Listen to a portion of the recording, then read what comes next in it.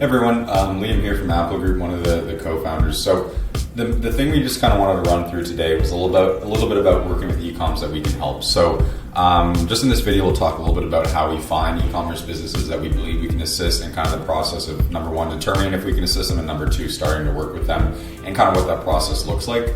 If you do own an e-commerce business and you're watching this video, I'm sure you have a love-hate relationship with marketing firms such as ourselves.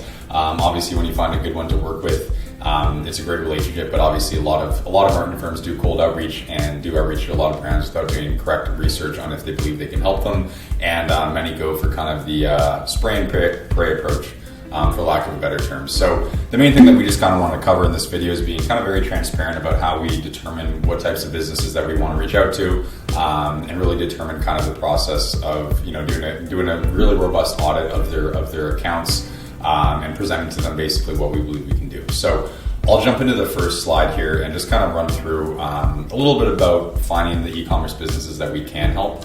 So we use some internal tools and softwares and whatnot to kind of look at different businesses that are run on Shopify, WooCommerce, whatever it may be, and really filter by certain parameters so we can reach out to the businesses that we believe are in kind of the range that we know we can assist. We know that it'll financially make sense for them to come on board with us, and really in industries that we've had success with in the past. So one of the kind of the main things that we do end up looking for, we really look for revenue range. Of course, the way that these softwares determine that are not very accurate. So they'll basically take rough estimates of site traffic and AOV and kind of industry average conversion rates to spit out typically what this business might be doing in revenue.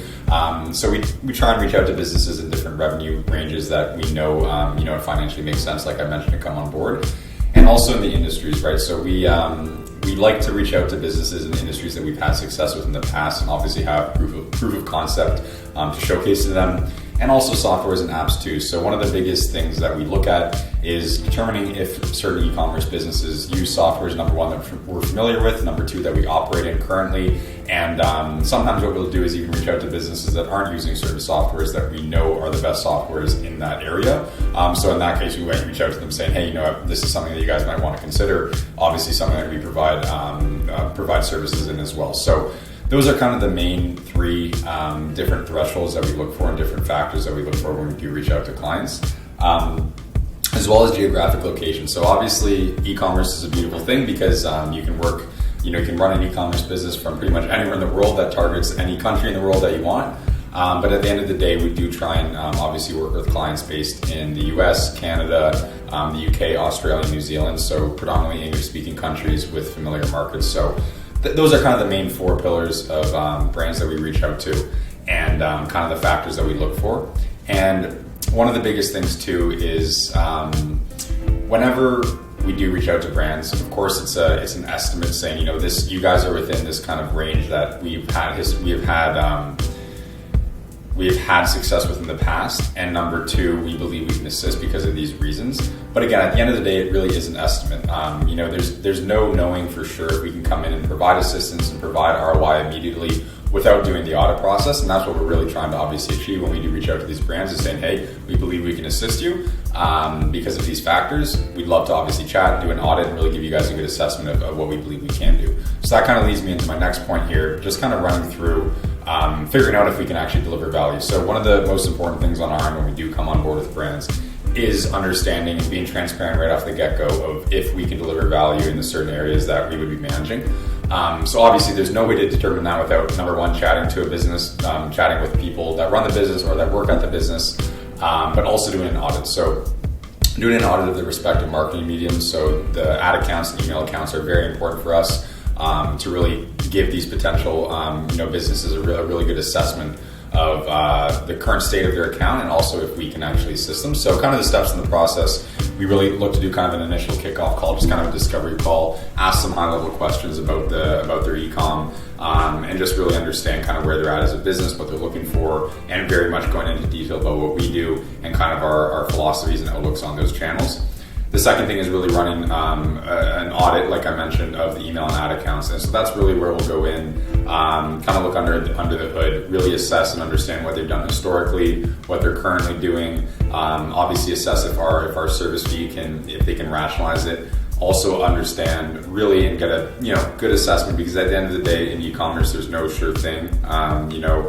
especially when it comes to the ad side of things, it's not ever something that you can forecast to 100% accuracy in terms of when you're going to be seeing ROI, when you're going to be seeing certain results. But the main thing that we look for is historic data, historic success in the past, so that we know, okay, hey, you guys are in a position where it might take X amount of time, but we are very confident we can get you there. Or in some cases, we say, hey, this is something that's going to work right off the bat because of the historic data and success that you've had. You've just been structuring things wrong and whatnot. So that's really important on our end to actually really give that true assessment. And that's what we do on a roadmap presentation with the brands that we go through this process with, is really just kind of giving them a rundown of, hey, this is what we saw in the accounts, this is what we believe we can do, and very transparently saying, hey, you guys might not see ROI on the ad side, or you might not see ROI on the email side for X amount of time, but we think it's in your best interest to do X, Y, and Z. So that's really what I kind of wanted to go through in the video here. And then the other thing too, when we come on board with brands, process is very simple. Obviously, onboarding forms, an onboarding call, and a first meeting. So all of which we try and do prior to the start date. And obviously the first meeting is within the first week of working with the client. But the onboarding forms and the onboarding call, we ideally do that a week in advance. So with that week leading up to our start date, we'll get through all of the onboarding material, get a really good sense of kind of your brand book. We have a design form, obviously an email and SMS specific form, and an ad specific form. Within that form, obviously, some higher level questions, understanding because kind of your margins and whatnot to really forecast profitability and kind of different thresholds of profitability. And then an onboarding call where we're trying to get really good understanding of your brand before we get going, both from a design standpoint and just from a business standpoint, and kind of the economies of scale of your business, so that everybody's on the same page when we do get going. And that first meeting is really kickoff, where we'll present the initial strategy and kind of what the first steps are going to be. So at the end of the day as well, like I was mentioning, it's really important for us to do an audit of a brand when we reach out to them. Again, it's an estimate saying that this is kind of a business in this threshold that we believe we can assist. But really the most important thing for us to provide a transparent assessment and be completely honest with the potential client is that audit piece. And we try and do our best to reach out to brands that we believe we can assist in industries that we've had success with. But that audit is very crucial for us. And hope this video for anybody watching is kind of giving a good insight into basically how we approach trying to find clients that we can assist and the process of really determining that. So thank you for watching, and yeah.